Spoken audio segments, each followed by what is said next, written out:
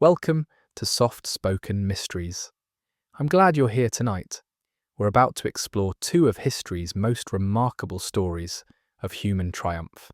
Stories that reveal what becomes possible when ingenuity meets determination, when skill confronts impossible odds, and when the human spirit simply refuses to break. In our first investigation, we'll journey to the frozen hell of Antarctica in the year 1914. We'll follow one man, Ernest Shackleton, as he leads his entire crew through 497 days of unimaginable hardship. Their ship, the Endurance, was crushed by pack ice and sank beneath the Weddell Sea. They were stranded thousands of miles from civilization in one of Earth's most hostile environments. No rescue was possible. No help was coming. By every rational measure, they should have died.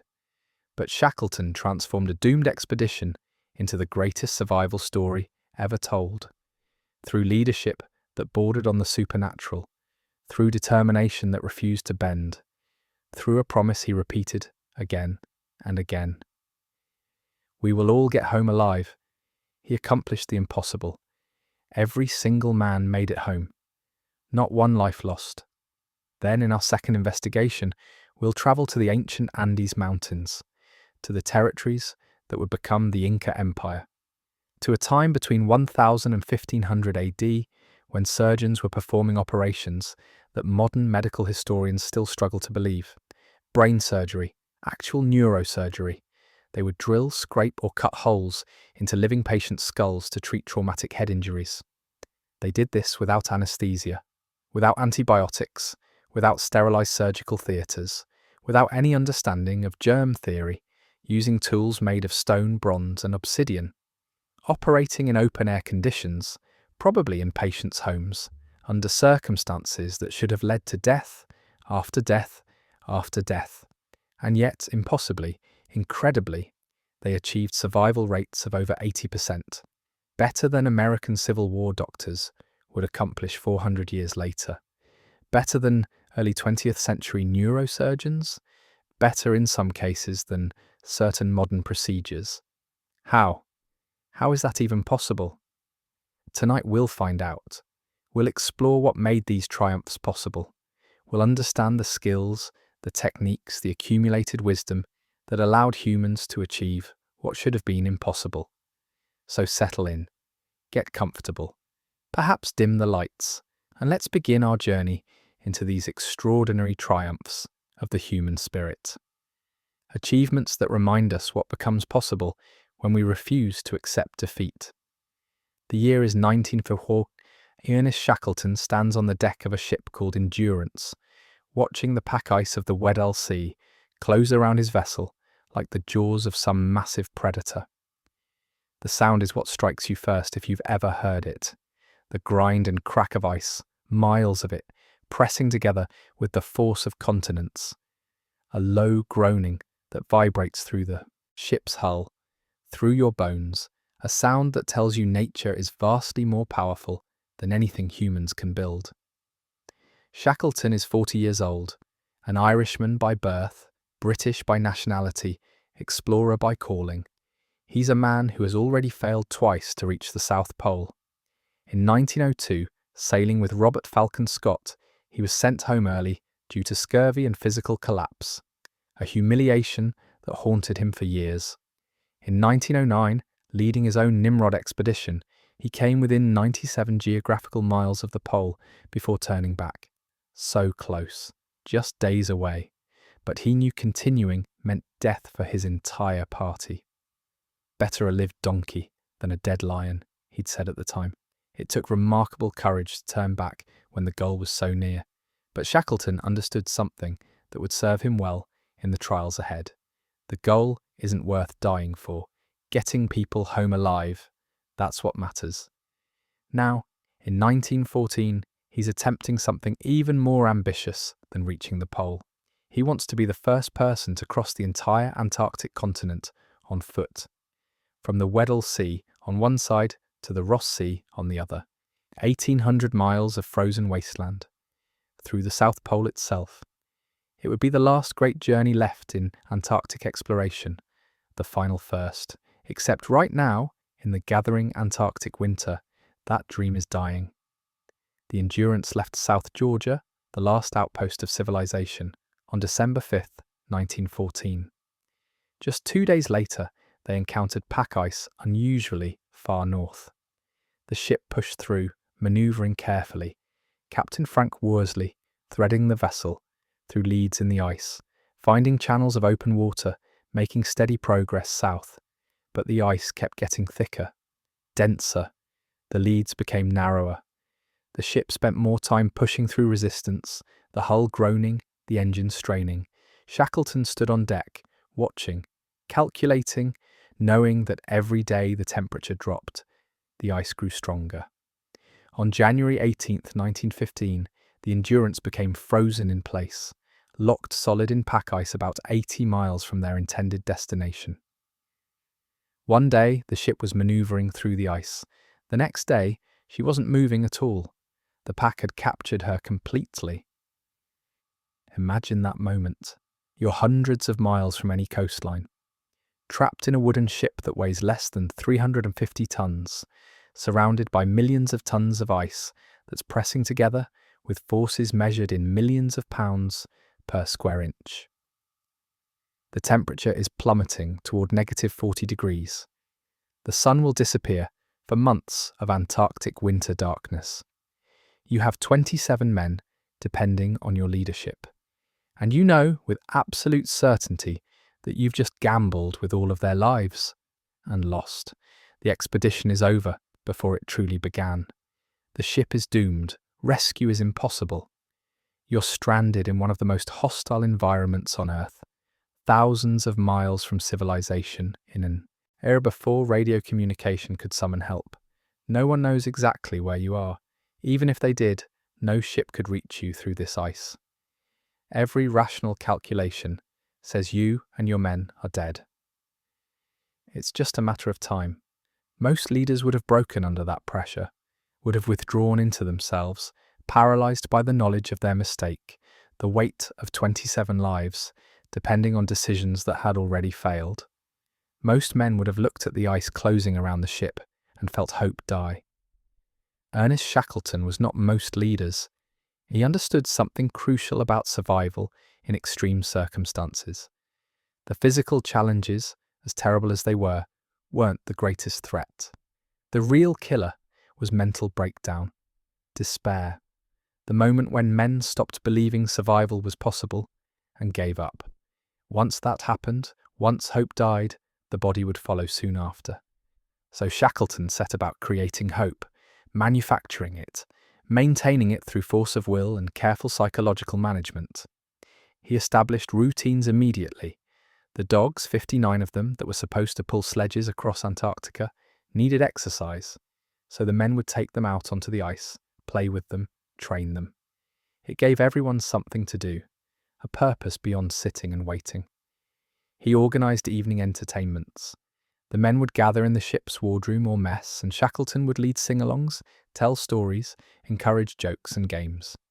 He broke down some of the traditional hierarchies, sharing chores equally between officers and crew. The message was clear: we're all in this together. No one is above the work required to survive. He celebrated birthdays and holidays with whatever small luxuries they could manage. An extra ration of food, a toast, a sense that normalcy could be maintained even in abnormal circumstances. These might seem like small things, trivial gestures in the face of catastrophe, but they weren't trivial. They were essential. They kept the men human, kept them connected to the world they'd left behind, kept alive the belief that they would return to that world someday. Months passed. The Antarctic winter descended in full force. Darkness covered everything for weeks at a time. The temperature dropped to depths that would freeze exposed skin in minutes. And still the ice held the ship fast, drifting north now, carrying them away from their intended destination, but toward no salvation. The men settled into a strange kind of routine. They hunted seals and penguins for fresh meat, essential for preventing scurvy. They maintained the ship, performed repairs, kept equipment in working order even though the ship couldn't move. They exercised, read, played games, anything to fill the endless dark hours. And they watched the ship, always watched the ship, because the ice wasn't static, it moved, constantly. Massive pressure ridges would form.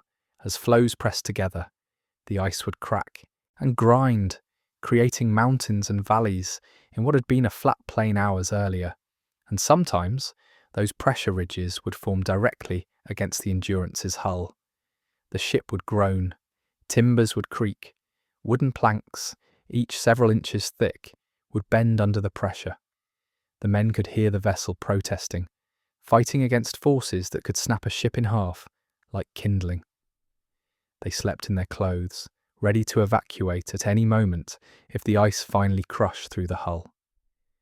Spring came, September, October, the time when the ice should have broken up, releasing the ship. But it didn't break up. If anything, the pressure increased. The Endurance was trapped in an area where multiple ice floes converged, grinding together, the pressure building to catastrophic levels. On October 24, 1915, the pressure became extreme. The ship rose up, lifted by the ice beneath her, tilting at dangerous angles. The men rushed to remove supplies, preparing for the worst. For 3 days, the Endurance fought against destruction, twisting, groaning, her planks splintering but holding. On October 27th, the inevitable happened. The pressure finally overcame the hull's strength. Water rushed in. The pumps couldn't keep up. Shackleton gave the order. The Imperial Trans-Antarctic Expedition had departed from England in August 1914, just as World War I was beginning. Shackleton had received a telegram from the Admiralty with a single word: proceed. Even with a world war starting, the British government wanted this expedition to continue. It was a matter of national pride, of proving British superiority in the last great age of polar exploration. The Endurance was a beautiful ship, specifically built for polar conditions. 3-masted, steam-powered, with a hull designed to withstand ice pressure. She'd been constructed in Norway, originally named Polaris, and Shackleton had purchased her for £14,000. He renamed her Endurance after his family motto: "Through endurance we conquer." The irony of that name would become apparent soon enough. The crew Shackleton assembled was extraordinary. 28 men, carefully selected from over 5,000 applications. He had his methods for choosing them. Some were picked for their technical skills. Others, Shackleton selected based on character, temperament, the ability to maintain morale in desperate circumstances. One physicist was asked if he could sing. Others were hired simply because Shackleton liked the look of them. It sounds arbitrary, but Shackleton understood something crucial. Technical expertise meant nothing if men couldn't maintain their mental stability during months of darkness, cold, and crushing monotony. He needed men who could tell jokes, lead sing-alongs, keep spirits high when hope seemed lost. He needed survivors, not just experts. Among the crew was Frank Hurley, the expedition's photographer, whose images would later document one of the most incredible survival stories in human history. There was Frank Worsley, the captain, whose navigation skills would prove absolutely essential. Tom Crean, a veteran polar explorer who'd served with Scott, and there was even a stowaway, a 19-year-old Welsh sailor named Perce Blackborough, who hid in a locker and wasn't discovered until they were too far out to turn back. Shackleton was furious at first, but he let the boy stay, assigned him to the galley. That decision would save Blackborough's life. Barely. They sailed from South Georgia, the last outpost of civilization, on December 5th, 1914. The plan was straightforward. They would sail to Vassal Bay on the Weddell Sea coast, establish a base camp, and from there, Shackleton and 5 men would trek across the continent. Meanwhile, a second ship, the Aurora, would approach from the opposite side and lay supply depots for the crossing party. It was an ambitious plan, perhaps too ambitious, because the Weddell Sea had other ideas. Just 2 days after leaving South Georgia, they encountered pack ice far north of where it should have been. The ship pushed through, manoeuvring carefully, but the ice was getting thicker, denser, and they were running out of open water. On January 18th, 1915, the Endurance became frozen in place, locked solid in the ice. The ship couldn't move forward, couldn't move backward. The pack ice had captured them completely, and now they could only drift wherever the ice took them. At first, the men weren't overly concerned. Ships had been frozen in before, and emerged when the ice broke up in the spring. They settled into a routine. They exercised the dogs, 59 of them, that were supposed to pull the sledges across Antarctica. They played soccer on the ice. They held evening entertainments, with Shackleton leading sing-alongs and games. They celebrated birthdays, holidays, tried to maintain normalcy in an increasingly abnormal situation. But the ice didn't break up in the spring. If anything, it got worse. The pressure increased. The ship began to groan and creak as millions of tons of ice pressed against the hull from all sides. Wooden beams bent, planks splintered. The men could hear the ship screaming in protest. Shackleton ordered them to prepare for the worst. They unloaded supplies onto the ice, built emergency camps, salvaged what they could. The lifeboats were critical. If the ship went down, those boats were their only hope. For months, the Endurance held on. The ship drifted north, trapped in the ice, covering hundreds of miles without moving under her own power. The men watched helplessly as their vessel was slowly destroyed. It was agonizing, watching your home, your only shelter, being crushed by forces you couldn't fight or control. On October 27, 1915, after being trapped for over 9 months, the inevitable happened. The pressure became too great. The ice pierced the hull. Water rushed in. Shackleton gave the order. Abandon. Ship? The men scrambled to remove their last possessions, everything they could carry. Food, supplies, equipment. They set up ocean camp on the ice, and from there, they watched their ship die. The Endurance twisted, buckled, her masts snapping like toothpicks. And then, on November 21st, with a single cry of, "She's going, boys," the ship sank beneath the ice. They were now completely stranded. 28 men on a floating ice floe in the middle of the Weddell Sea. No ship, no radio, no way to call for help. The nearest land was Elephant Island, over 200 miles away, but they had no way to reach it. Not yet. The ice was still solid enough to walk on, but too broken to sledge across effectively. So they waited. They established Patience Camp and drifted north with the ice, hoping it would eventually break up enough for them to use the 3 lifeboats they'd salvaged from the Endurance.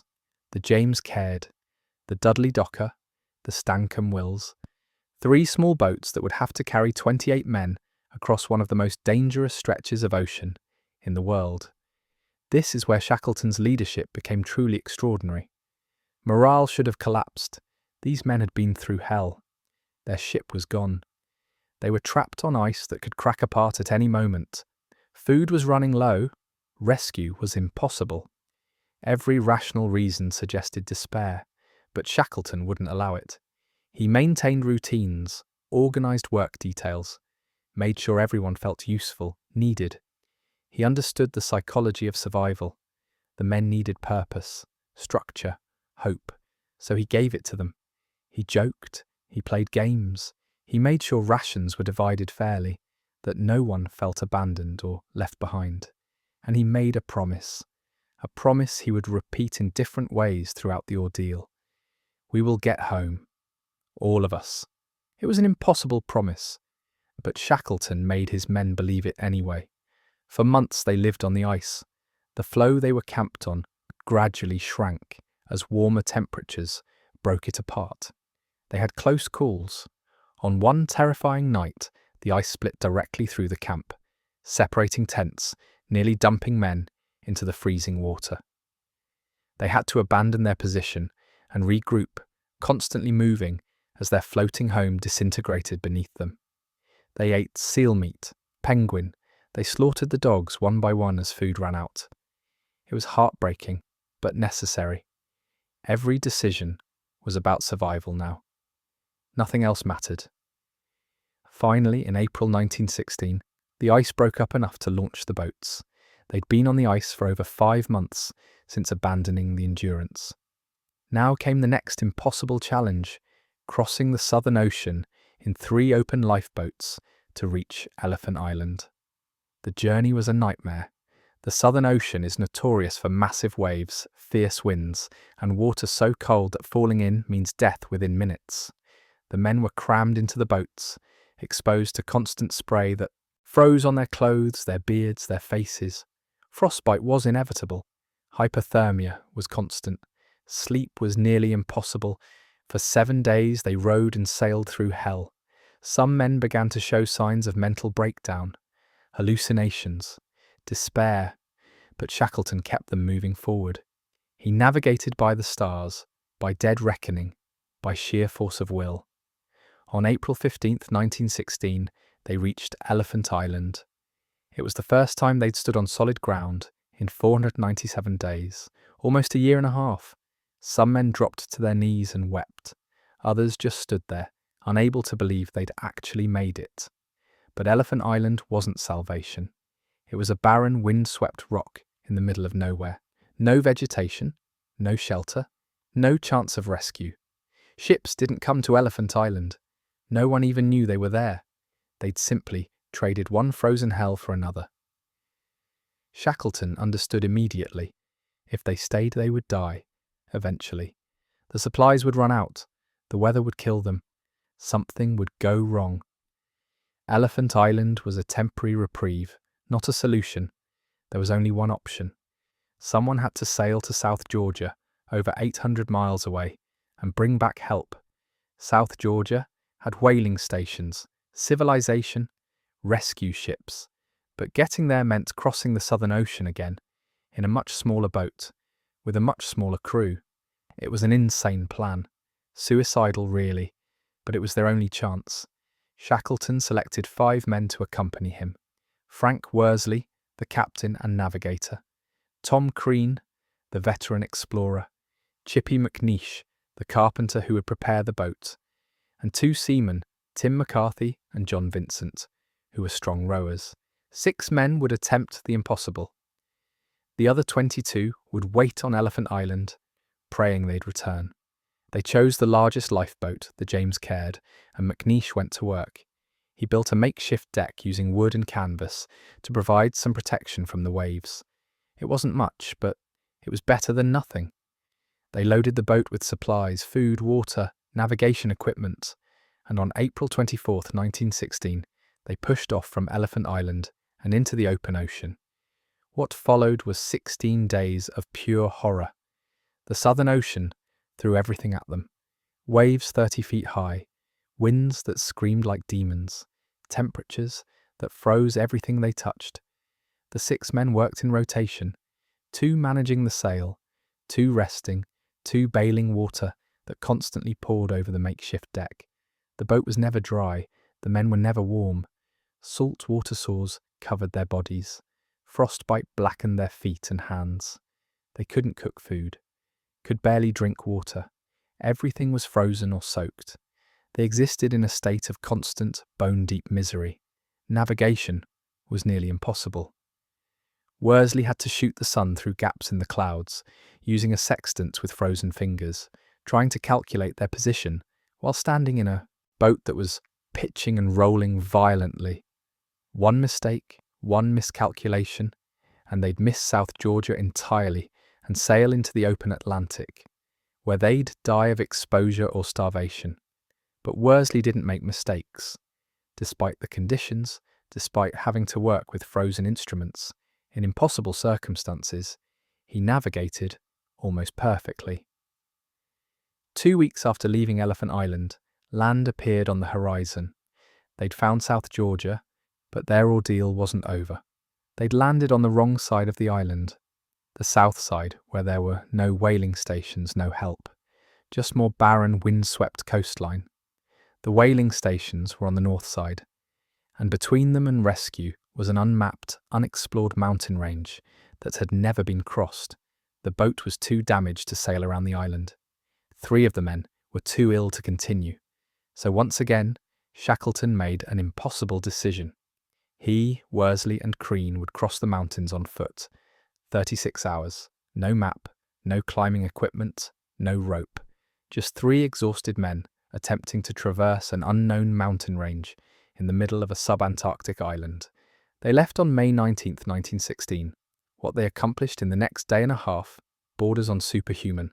They climbed ice-covered peaks, descended into glacial valleys, waded through snow up to their waists. At one point, trapped on a ridge as darkness fell, they had no choice but to slide down a snow-covered slope. Not knowing what waited at the bottom, it could have been a cliff, could have been rocks, could have been death. It was simply more snow. They slid for hundreds of feet, came to a stop, bruised and shaken but alive, and kept going. 36 hours after they started, filthy, frozen, their clothes in rags, they staggered into Stromness whaling station on the north coast of South Georgia. The station manager didn't recognize them at first. These three ragged, bearded, frost-blackened men couldn't possibly be the famous explorer Ernest Shackleton and his crew. But they were, and Shackleton had only one thought: the 22 men on Elephant Island. They'd been waiting for over a month now. They needed rescue immediately. The first rescue attempt failed. The pack ice was too thick. The ship had to turn back. The second attempt failed. The third attempt failed. Each time Shackleton watched from the ship, seeing Elephant Island appear on the horizon, only to have ice block their approach. Each time he knew the men waiting there were growing more desperate, more certain they'd been abandoned. Finally, on August 30th, 1916, 4 months after leaving them, Shackleton returned aboard a Chilean ship, the Yelcho. The ice had retreated just enough. They could get through. As the ship approached Elephant Island, Shackleton stood on the deck, counting the dark figures on the beach, praying. He'd left 22 men. If even one had died, 22 figures, all of them. Not a single man. Lost in 497 days of impossible hardship, through ship-crushing ice, open boat journeys across the Southern Ocean, months of waiting in one of Earth's most hostile environments, every single member of the Endurance expedition survived. When historians study leadership, when they teach crisis management, when they analyze what makes someone capable of guiding others through impossible circumstances, they return to Ernest Shackleton again and again. Because he accomplished something that should not have been possible. His expedition failed. He never set foot on the Antarctic continent. He never crossed Antarctica. By the objective measures he set for himself, the Imperial Trans-Antarctic Expedition was a complete failure. But Shackleton understood something more important. The greatest triumph isn't reaching the destination. It's bringing everyone home. And in that measure, in the measure that truly matters, Shackleton achieved the impossible. Every man who sailed on the Endurance came back alive, against odds that should have killed them a dozen times over, through circumstances that would have broken lesser leaders, through tests that revealed the absolute best of human capability, courage, and determination. That's the power of human triumph, not in achieving glory, not in conquering nature, but in refusing to abandon hope, refusing to leave anyone behind, and finding a way forward when every rational option says there is none. Now let's journey from the frozen wastes of Antarctica to an entirely different world, to the high mountain peaks of the Andes, to territories that stretched along the western coast of South America, encompassing modern-day Peru, parts of Ecuador, Bolivia, and Chile. We're travelling back in time to the centuries before Spanish conquest, to a period when medical knowledge was being refined through centuries of careful observation and practice, ancient Peru. The Inca Empire at its height, but also the cultures that came before. The Paracas, the Nazca, the Wari, the Tiahuanaco, civilizations that rose and fell across 2,000 years, each passing knowledge to the next, each contributing to an accumulated wisdom about healing, about surgery, about the human body. And in these societies, warriors are fighting.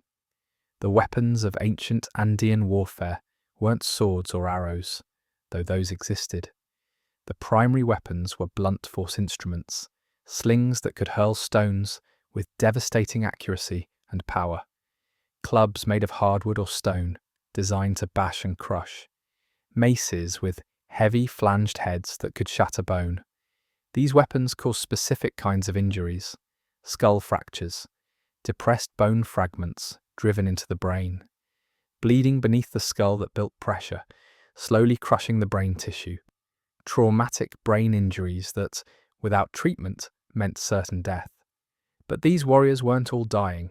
Many were, but a surprising number were surviving, healing, returning to their communities because the surgeons of ancient Peru had developed a technique, a procedure, that allowed them to treat these injuries with remarkable success. They were performing trepanation, also called trepanation, the intentional creation of an opening in the skull to access the brain beneath, to remove damaged bone, to relieve pressure, to save lives. And they were doing it without any of the advantages we consider essential for surgery today.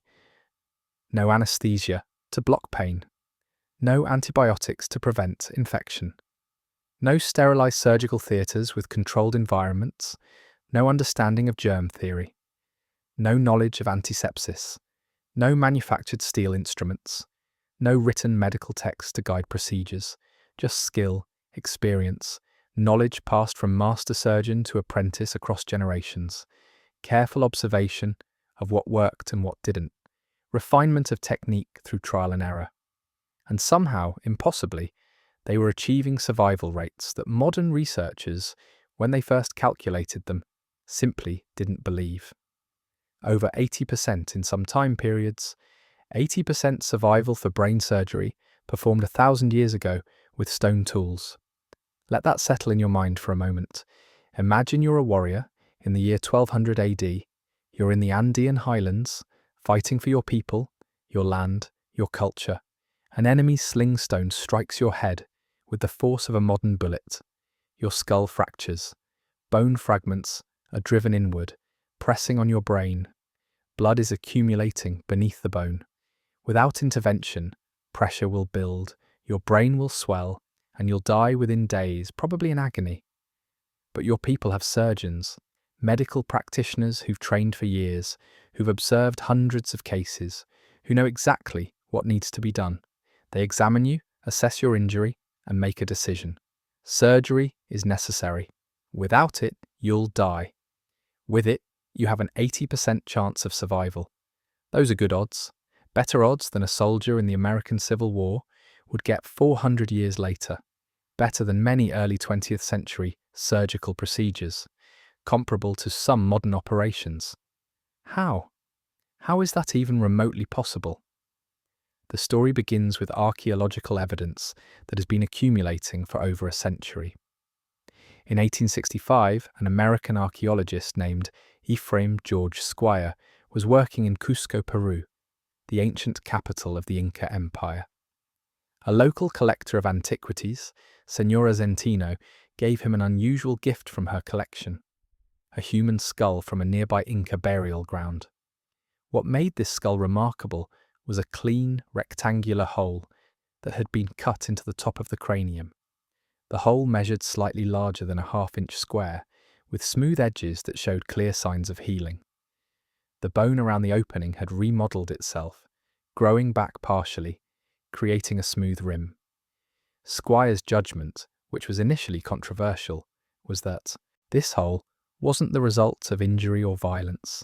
It was the result of deliberate surgery, and furthermore, the patient had survived the operation. The healing around the edges proved it. When Squire presented the skull to the New York Academy of Medicine, many in the audience refused to believe him. The idea that primitive Peruvian natives could perform successful brain surgery seemed absurd. How could people without written medical knowledge, without steel instruments, without any apparent sophistication, accomplish something that contemporary doctors often botched?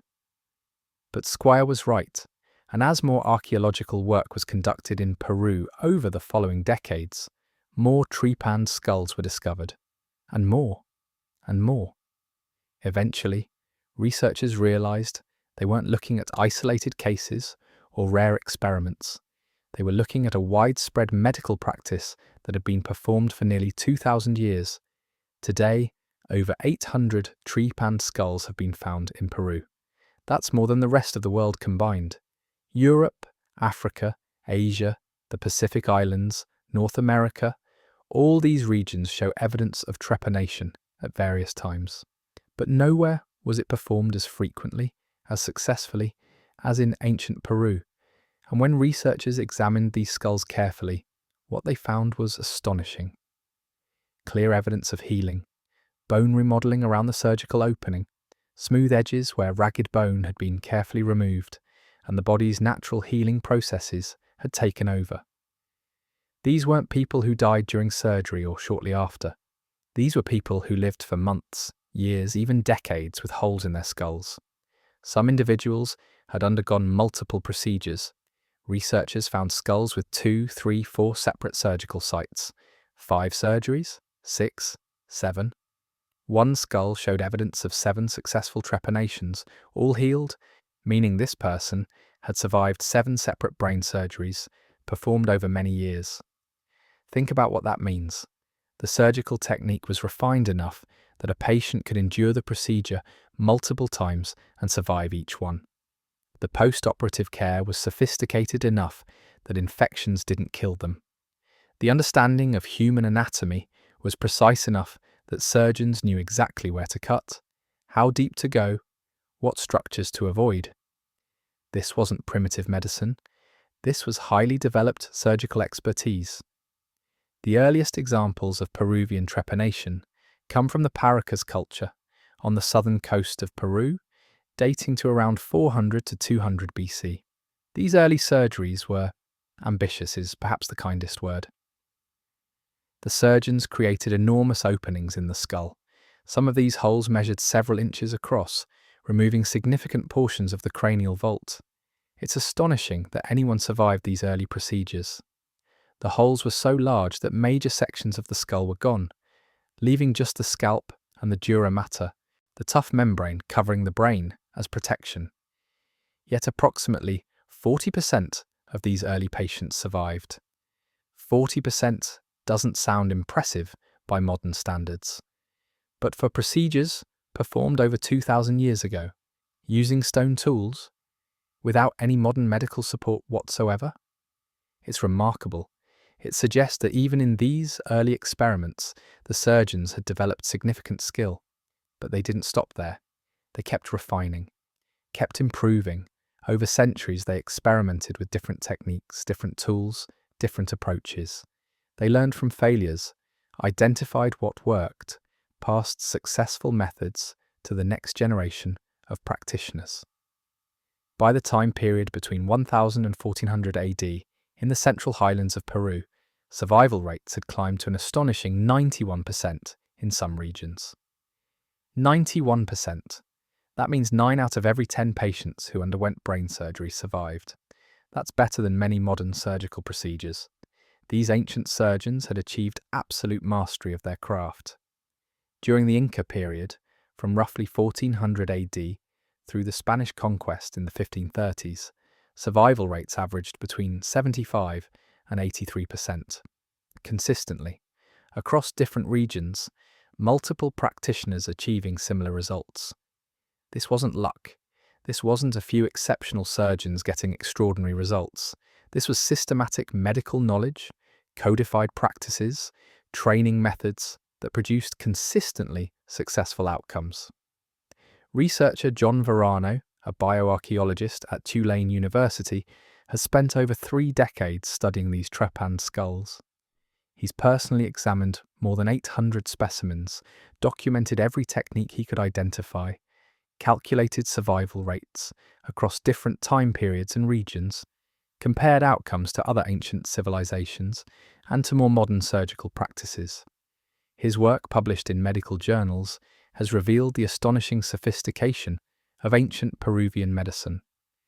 And when he compared Inca trepanation results to American Civil War cranial surgery, the difference was stark and humbling. During the Civil War, battlefield surgeons performed cranial surgery on soldiers who'd suffered head wounds from bullets, shrapnel, and other trauma. These surgeons had access to written medical texts.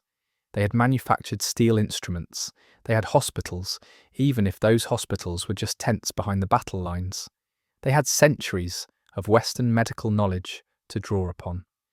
And their mortality rate was 46 to 56%. Roughly half of all patients died. The Inca, 400 years earlier, with stone tools and open-air operating conditions, were achieving 75 to 83% survival, nearly twice as good. How? What did ancient Peruvian surgeons understand or do differently that gave them such dramatically better results? The answer lies in technique, tools, environment, and practices that accidentally created ideal conditions for healing. Let's examine each factor. The story begins with archaeological evidence. More trepan skulls have been found in Peru than anywhere else in the world. Over 800 specimens, spanning nearly 2,000 years, from 400 BC through the Spanish conquest in the 1500s. That's more than the rest of the world combined. Trepanation wasn't rare in ancient Peru. It was common, widespread, a standard medical procedure. And here's what's remarkable. When researchers examined these skulls, they found clear evidence of healing. The bone around the surgical opening had regrown, smoothed, remodeled itself. These weren't people who died during or immediately after surgery. These were people who survived for months, years, even decades after having holes cut into their skulls. Some individuals underwent multiple trepanations. Researchers found skulls with 5, 6, even 7 separate surgical sites, all showing signs of successful healing. These people had brain surgery repeatedly and survived each time. Think about what that means. The surgeon's technique was refined enough that patients could endure the procedure multiple times. The post-operative care was effective enough that infections didn't kill them. The understanding of human anatomy was sophisticated enough that they knew exactly where to cut, how deep to go, what to avoid. The earliest examples of Peruvian trepanation date to around 400 BC in the Paracas culture on the south coast. These early surgeries were ambitious. The surgeons created enormous openings in the skull. Some of these holes were several inches across, removing significant portions of the cranial vault. It's astonishing that anyone survived these procedures, but the success rate was around 40%. 40% doesn't sound impressive by modern standards. But for procedures performed over 2,000 years ago, using stone tools, without any modern medical support, it's remarkable, especially when you consider what happens when modern surgeons attempt to replicate the conditions. The skill required to remove bone without damaging the delicate membrane beneath, the dura mater, is extraordinary. But Peruvian surgeons didn't stop there. They improved. Over centuries, they refined their techniques, experimented with different approaches, learned from their mistakes. By the time period between 1000 and 1400 AD, survival rates had climbed to an astonishing 91% in some regions. 91%. That's better than many modern surgical procedures. These ancient surgeons had achieved mastery. During the Inca period, from the 1400s through the Spanish conquest, the average survival rate stabilized around 75 to 83%, consistently, across different regions. This wasn't luck. This was systematic medical knowledge, passed down through generations, refined into an incredibly effective healing art. So how did they do it? What techniques allowed them to achieve such remarkable results? First, the tools. Inca surgeons used primarily 4 methods to create the opening in the skull. Scraping, where a sharp stone or metal tool would gradually scrape away layers of bone, creating a hole through steady, controlled removal. Cutting, using a blade to slice through the bone in a circular or rectangular pattern.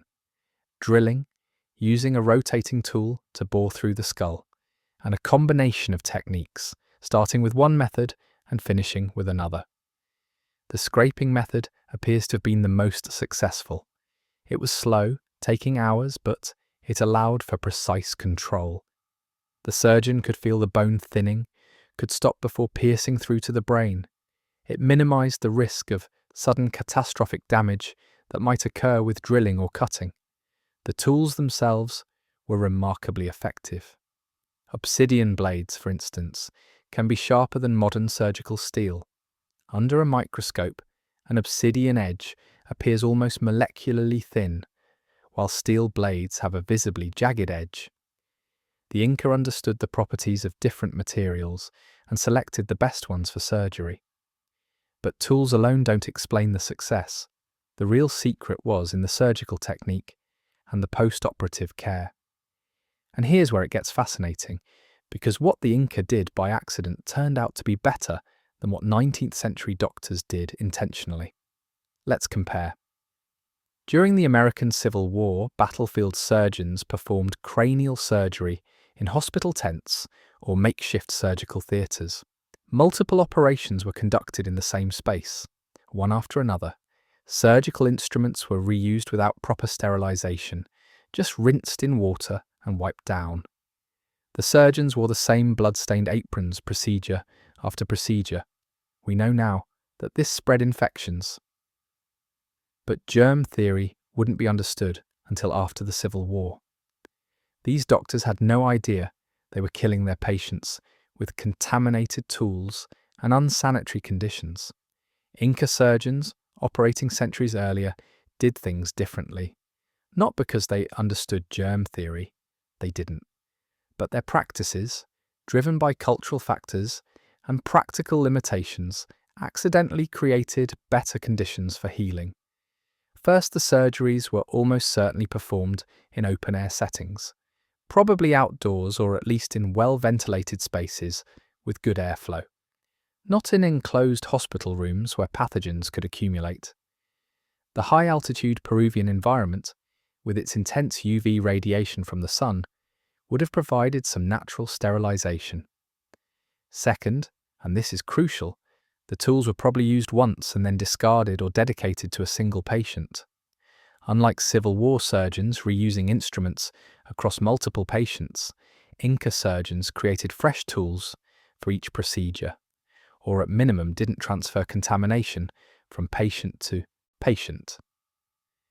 Third, the dry, high-altitude climate of the Peruvian highlands was actually ideal for post-surgical healing. Low humidity meant less bacterial growth. The cool temperatures reduced inflammation. The clean mountain air minimized airborne contamination. These factors, combined with whatever herbal medicines and wound care practices the Inca used, created an environment where infection rates were dramatically lower than in 19th century hospitals. Accidental brilliance. But technique and environment only explain part of the success. There's also the question of patient selection and surgical judgment. When did Inca surgeons decide to operate? What conditions warranted trepanation? The evidence suggests the primary indication was head trauma, skull fractures, depressed bone fragments, bleeding beneath the skull. The kinds of injuries that occur in warfare when someone takes a blow from a stone or club.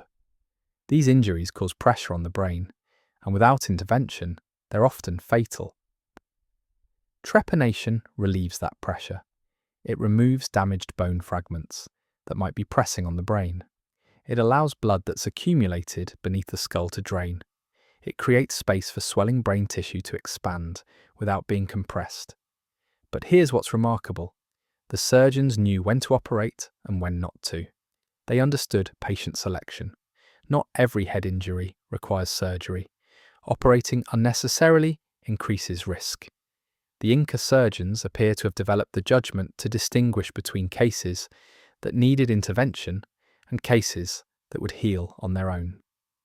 That kind of clinical judgment takes experience. It requires observing many patients, tracking outcomes, learning to read signs and symptoms that indicate when surgery will help versus when it will cause more harm than good. The Inca had developed that expertise over centuries. The actual surgical procedure was probably something like this. The patient would be positioned, possibly restrained, though whether they used any form of anesthesia is unknown. Some researchers speculate they might have used coca leaves, chicha beer, or other substances to dull the pain, but evidence is unclear. The surgeon would mark the site, then begin the slow process of creating the opening. If using the scraping method, this would take hours. The surgeon would work carefully, stopping periodically to assess the depth, making sure not to penetrate too far. The goal was to remove the outer table of the skull, the spongy bone in the middle, and most of the inner table, leaving just the thin membrane covering the brain intact. Once the opening was created, the surgeon could remove bone fragments, allow accumulated blood to drain, assess the damage to the brain tissue beneath. If there was bleeding, they might have used pressure or herbal preparations to control it. If there was infection, they might have cleaned the wound with medicinal plants or other substances. Then came the critical part, closing and caring for the wound.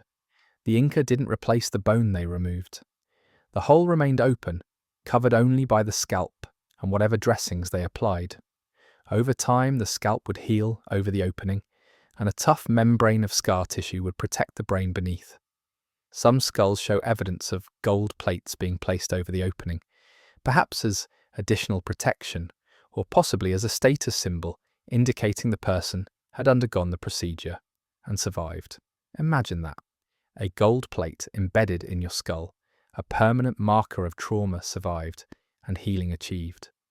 Post-operative care was clearly sophisticated. The high survival rates indicate that infection was kept to a minimum. Patients had to be fed, hydrated, protected from further injury while their skull healed. Someone had to monitor for complications, recognize signs of infection or bleeding, intervene if problems developed. This suggests a system of medical care, not just a one-time surgical intervention. The surgeon or other caregivers would follow the patient for days, weeks, possibly months after the procedure. They understood that the surgery was only the beginning. Successful healing required ongoing attention, and it worked. The archaeological evidence is undeniable. These people survived, they healed, they went on to live normal lives with functioning brains and only a hole in their skull as a reminder of their ordeal. Some survived multiple procedures, which means not only did they heal from the first surgery, but they were healthy enough, functional enough, to sustain additional head injuries requiring additional operations. And each time, the surgeon successfully treated them. Researcher John Verano, a bioarchaeologist at Tulane University, has spent decades studying these trepan skulls. He's examined over 800 specimens, documented the techniques, calculated survival rates, compared outcomes across different time periods and regions. His work has revealed the astonishing sophistication of ancient Peruvian medicine. Verano compared the Inca results to other ancient civilizations and to more modern surgery. Ancient Greece performed trepanation with variable success. Medieval Europe continued the practice, though survival rates were lower. The procedure was known worldwide: Africa, Asia, the Pacific Islands, ancient Europe. But nowhere was it performed as frequently, as successfully, as in ancient Peru. The combination of technique refinement, environmental factors, patient selection, and post-operative care created the perfect conditions for this particular surgical procedure to flourish. When the Spanish conquered the Inca Empire in the 1530s, this medical knowledge was largely lost. The Spanish brought their own medical traditions, which ironically were often less effective. They viewed indigenous practices as primitive superstition. The surgical expertise that had been refined over 2 millennia was dismissed, abandoned, forgotten. It wouldn't be until the late 19th and early 20th centuries that Western medicine would begin to match the success rates the Inca had achieved 500 years earlier. Modern neurosurgery as a discipline didn't emerge until after World War I. Before that, mortality rates for cranial surgery ranged from 30 to 50%, still worse than what Inca surgeons were accomplishing with stone tools and open-air operating conditions. It's a humbling reminder. Primitive doesn't mean unsophisticated. Ancient doesn't mean ignorant. These surgeons understood human anatomy, surgical technique, wound healing, and patient care at a level that wouldn't be surpassed for centuries. They achieved results that modern researchers still find astonishing. Consider what it means. A person in 1400 AD, living in the Andes Mountains, suffering a severe head injury in battle, had an 80% chance of surviving brain surgery. A soldier in the American Civil War, 400 years later, with access to written medical texts, manufactured steel instruments, and hospital facilities, had only a 50% chance. That's not just impressive, it's paradigm shifting. It forces us to reconsider everything we think we know about ancient medicine, ancient cultures, the progression of human knowledge. Progress isn't always linear. Sometimes it loops back on itself. Sometimes ancient peoples knew things that later generations forgot or dismissed. The Inca surgeons didn't have universities, didn't have textbooks, didn't have randomized controlled trials or peer review, but they had observation, experience, and the accumulated wisdom of generations of practitioners. They experimented, learned from failures, passed on successful techniques to apprentices who refined them further, and they saved lives, hundreds of lives, thousands probably, given how common the procedure was. Men who would have died from head injuries instead survived, healed, returned to their families and communities. Because Inca surgeons had mastered a skill that seems impossible even by modern standards. Today, archaeologists continue to study these ancient skulls, trying to extract every piece of information they can. Modern neurosurgeons examine the surgical sites, marveling at the precision, the successful outcomes, the clear evidence of multiple procedures on single individuals. Medical historians analyze the techniques, comparing them to practices worldwide, trying to understand what made the Peruvian approach so remarkably effective. And what they find consistently is evidence of skill, knowledge, and dedication to healing that challenges our assumptions about ancient peoples. These weren't primitive shamans performing superstitious rituals. These were sophisticated medical practitioners working at the absolute cutting edge of their era's capabilities. They saved lives through skill and knowledge that took centuries to develop. That's triumph. Not the triumph of technology or equipment, but the triumph of human understanding, passed down through generations, refined through experience, dedicated to preserving life even when the odds seemed impossible. Both stories tonight share something essential. Ernest Shackleton leading 28 men through an Antarctic nightmare and bringing everyone home alive. Inca surgeons achieving survival rates that wouldn't be matched for half a millennium. These are triumphs of human capability when it's pushed to its absolute limits. They reveal something profound about what we're capable of when we refuse to accept defeat, when we apply skill, determination, and accumulated wisdom to impossible challenges, when we care more about preserving life than achieving glory. Shackleton's expedition failed by every objective measure. He never crossed Antarctica, never even set foot on the continent. But he succeeded at something more important. He brought his people home, every single one of them. The Inca surgeons operated without modern tools, without anesthesia, without understanding of germ theory. But they succeeded at saving lives through careful technique, learned judgment, and generations of refined practice. They achieved results that advanced societies couldn't match for centuries. These aren't stories about technology. They're stories about humans finding solutions when the rational world says no solution exists. About leaders who refuse to abandon their people. About healers who master their craft through dedication and observation. About communities that value and preserve life-saving knowledge. And they remind us that human triumph isn't measured in records broken or firsts achieved.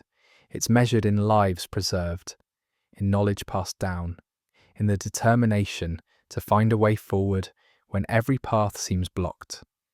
The next time you face something that seems impossible, remember Shackleton standing on the ice, promising his crew they would all get home. Remember Inca surgeons carefully scraping through bone to save a warrior's life. Remember that humans have been achieving the impossible for thousands of years. We just have to refuse to give up, refuse to leave anyone behind, refuse to accept that death is inevitable when life might still be preserved. That's when triumph becomes possible. Thank you for joining me tonight on this exploration of human achievement against impossible odds. Tomorrow night, we'll return with another journey into history's fascinating mysteries. Until then, sleep well and remember, we're capable of far more than we imagine. Good night.